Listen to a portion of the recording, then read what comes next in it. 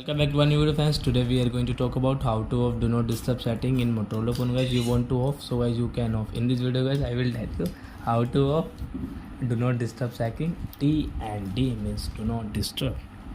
So before starting video, friends, I want to tell you, if you're new in my channel and you're watching my video first time, so first of all go and subscribe my channel, click the bell icon, like my videos.